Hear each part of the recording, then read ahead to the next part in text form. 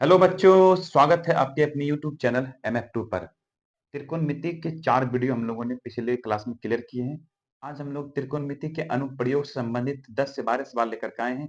एक ही वीडियो में सारा काम कंप्लीट हो जाएगा। त्रिकोणमिति के अनुप्रयोग से संबंधित हालांकि 5 नंबर का लंबा सवाल में पूछा जाता है, लेकिन कुछ सवाल है जो ऑब्जेक्टिव में भी काम आता है, इसीलिए 10 से 12 सवाल हम आपके सामने लाएंगे। तो चलिए हम बिना किसी देरी का शुरू करते हैं। पहला सवाल आपके स्क्रीन के सामने आ गए हैं। सवाल यह है कि भूमि से 100 मीटर की ऊंचाई पर तथा 60 डिग्री के उन्नयन कोण पर उड़ती हुई एक पतंग के डोर की लंबाई ज्ञात कीजिए। 100 मीटर ऊंचा, जमीन से मान लीजिए 100 मीटर ऊंचा ये है, 100 मीटर जमीन से ऊंचा, और कहा है कि 60 डिग्री का उन्नयन कोण हमेशा जमीन से जुड़ा हुआ बनता है। तो उन्नयन कोण मान लीजिए यहाँ पर कितना बन रहा है, 60 डिग्री। उन्नयन कोण 60 डिग्री पर उड़ती है, तो पतंग की डोर की लंबाई, ये पतंग की डोरी, पतंग यहाँ पर उड़ रही है, यहाँ पर पतंग की डोरी की लंबाई हमें पूछ रहा है, इसकी लंबाई हमें बताना है। मान लो इसकी लंबाई x के रूप में है, तो ये कोण पता है, इसके सामने एक भुजा, ये लंब है, ये क्या है, कर्ण है, ये आधार है। ये लंब और कर्ण, लंब और कर्ण से क्या अनुपात बनेगा, लंब बटा कर्ण बनेगा। तो लंब अब बट्टा में कर्ण, और जानते हैं लंब बटे कर्ण को बोलते हैं साइन थीटा, और थीटा की जगह पर क्या है 60 डिग्री। तो साइन 60 बराबर 100 बटे एक्स। साइन 60 का मान आप लोग जानते होंगे रूट 3 बटे में 2 बराबर 100 ऊपर एक्स नीचे, 100 दूना 200, रूट 3x बराबर 200। तो यहाँ से x बराबर हमें दिख रहा है कितना, 200 बट्टे में रूट 3। क्या ऐसा ऑप्शन है? हमारा आंसर होगा ऑप्शन नंबर सी। बस छोटा छोटा सा सवाल ही है, ज्यादा लंबा इसमें दिखने के लिए नहीं मिलेगा, हो सकता है ये 2 नंबर में भी पूछ लिया जाए। आइए दूसरा सवाल। 12 मीटर ऊंचे खंभे के जमीन पर पड़ रही छाया की लंबाई 4√3 मीटर है। 12 मीटर ऊंचा खंभा है, मान लीजिए 12 मीटर क्या है, ऊंचा एक खंभा, जमीन पर पड़ रही छाया, छाया तो ऐसे बनेगा, ये जमीन पर पड़ रही छाया की लंबाई दिया है 4√3 मीटर। तो सूर्य का उन्नयन कोण कितना होगा, उन्नयन कोण तो हमेशा पता ही है आपको, यहाँ पे बनेगा उन्नयन कोण, ये कितना ही हमसे पूछ रहा है। कि देखिए ये है लंब, ये है आधार, क्योंकि थीटा सामने वाला भुजा ये लंब को रूप लेगा, तो लंब और आधार से रेशियो बनता है टेन थीटा, लंब और आधार से क्या बनेगा टेन थीटा। कॉट थीटा भी ले सकते हैं, आधार बटे लंब करके ले सकते हैं। तो यहां से टेन थीटा बराबर लंब बटे आधार, लंब है 12, आधार है 4√3, काटिए 4 तिया 12, √3 कटेगा √3, इसका मतलब ये √3 आ गया। यानी टेन कितना का मान √3 होता है, तो टेन 60 का मान √3 आता है, यानी थीटा की जगह पर क्या आना चाहिए, 60 डिग्री आना चाहिए। तो क्या ऐसा ऑप्शन है, ये ऑप्शन आपको दिख रहा है ए में।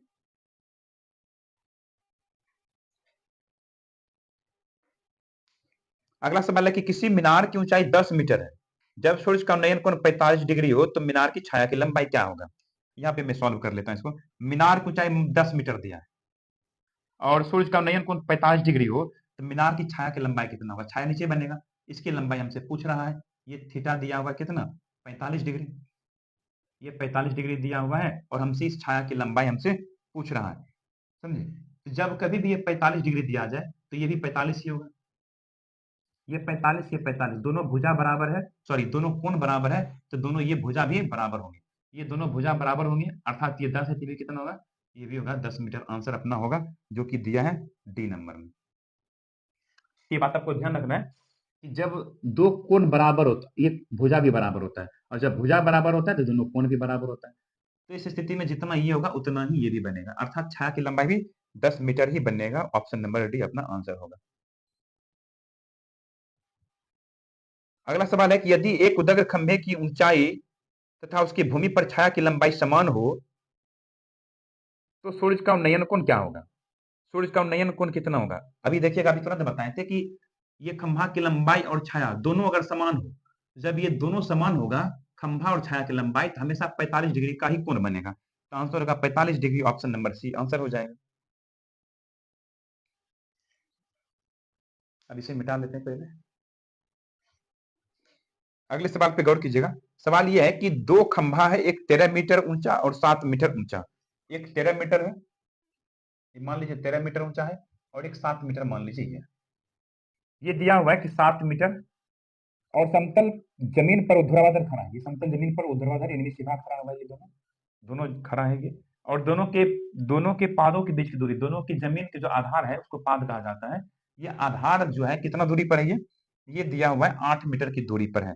तो उनके सिरों के बीच की दूरी अर्थात ये हमें बताना है कि कितना दूरी पर है ये। समझ बात को, तो जितना ये है उतना ही तो ये भी बनेगा। अगर इसमें मिला दिया जाए, ये 8 है तो ये भी कितना होगा, 8 मीटर होगा। ये 7 है तो इधर सामने सामने ये भी 7 मीटर होगा। तो यहाँ से 7 मीटर होगा, तो शेष इधर कितना बचेगा, 6 मीटर, तभी ना होगा 6 7 13। ये समकोण त्रिभुज यहाँ बन रहा है 6 8।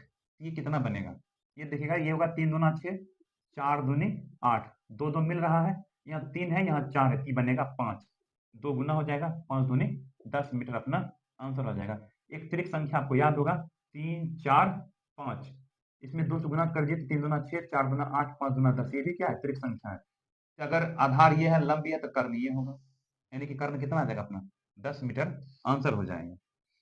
नहीं तो आप लोग ऐसे भी करके निकाल सकते हो, रूट अंडर 6 का स्क्वायर प्लस 8 का स्क्वायर, ये भी कीजिएगा कितना आएगा, 10 ही आएगा। ये आप लोग याद ही रखिए, क्योंकि ये सब रिपीटेड चीजें हैं, बार बार इससे यही सवाल पूछा जाता है। आते हैं अगले सवाल की ओर। यदि H1 तथा H2 ऊंचाई की दो मीनार के पादों को जोड़ने वाले रेखा के मध्य बिंदु पर मीनार द्वारा क्रमशः 60 डिग्री और 30 डिग्री का कोण बनता है, तो H1 बटा H2 का मान बताना। अब H1 और H2, मान लीजिए ये H1 है और इसको मान लेते ये H2 है, दोनों आधार से इस प्रकार से जुड़ा हुआ है। सवाल में कहा कि दोनों के मध्य बिंदु, ये जोड़ने वाले रेखाखंड के मध्य बिंदु मतलब बीचों बीच बिंदु, इसको मिला देते हैं, यहाँ से इसको भी मिला देते हैं। कहा है कि 60 डिग्री और 30 डिग्री बनता है। मान लीजिए 60 डिग्री है और ये मान लीजिए 30 डिग्री है, और ये मध्य बिंदु है। मध्य बिंदु मतलब जितना इधर होगा उतना ही इधर भी होगा, ये दोनों मान सेम होगा, मध्य मतलब बीचों बीच। फिर आगे कहा कि उनके सिरों, सॉरी, तो कोण बना रहा है 60 डिग्री और 30 डिग्री का, तो H1 बट्टा H2 का रेशियो में बताना है। H1 बट्टा H2 का मान क्या हो जाएगा, जैसे निकाल लेते हैं H1 और H2।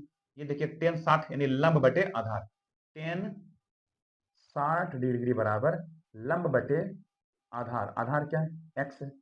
फिर यहां से बनेगा 10 30 डिग्री बराबर, 10 30 डिग्री बराबर लंब बटे आधार, लंब है H2 और आधार है x। तो यहां से हम क्या करते हैं, H1 और H2 के रेशियो निकालते हैं। तो 10 60 का मान आप लोग जानते हैं, 10 60 का मान होता है √3, H1 ज्यों का त्यों x यहां लगा देंगे, तो X1 का मान आ जाएगा हमारे पास x√3। यहां से हम H2 का मान निकाल लेते हैं, 10 30 का मान आप लोग जानते होंगे 1/√3, H2 बट्टा x। ऐसा करते इसको उल्टा देते हैं, √3 ऊपर जाएगा तो ये x ऊपर जाएगा, बट्टे में क्या जाएगा H2, तो H2 बराबर x बट्टे √3 होगा। H2 इसके साथ गुना होगा, √3 इधर चला आएगा, तो x बट्टे √3, तब रेशियो बनेगा H1 अनुपात H2 का x√3 अनुपात x बट्टे √3, x कट जाएगा तो √3 गुना √3 3 होगा, और अनुपात में 1, यानी 3:1 अपना आंसर होगा।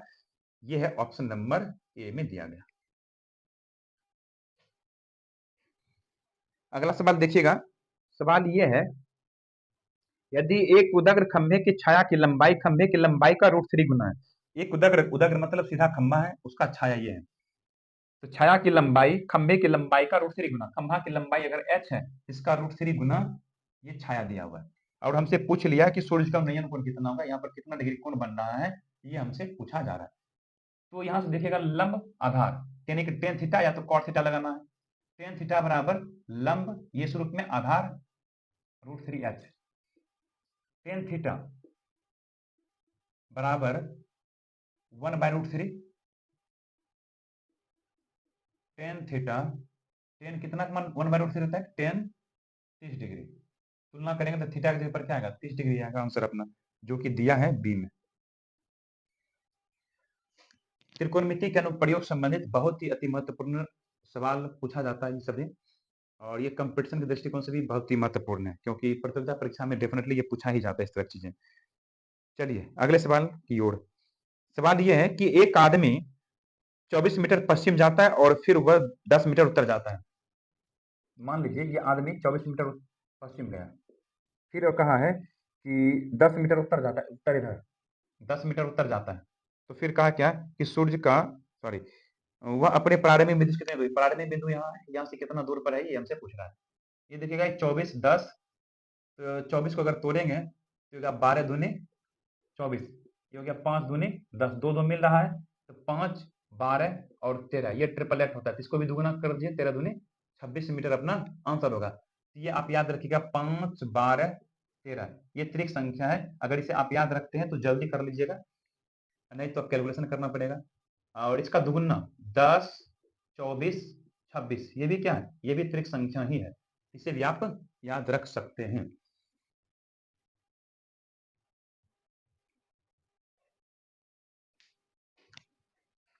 अगला प्रश्न ये है कि एक छड़ की लंबाई और उसके छाया का अनुपात 1:√3 है, तो सूर्य का नयन कोण बताइए। एक छड़ की लंबाई और उसके छाया, ये इसका अनुपात दिया है 1:√3। अगर इसको हम x लेते हैं, ये x लेते हैं, तो ये होगा √3x, ये √3x। लंबाई ये है, छाया की लंबाई ये है। तो हमसे पूछा सूर्य का नयन कोण कितना होगा। नयन कोण तो पता ही हमेशा आपको यहाँ बन रहा है, नयन कोण कितना होगा, यानी कि थीटा का मान चाहिए।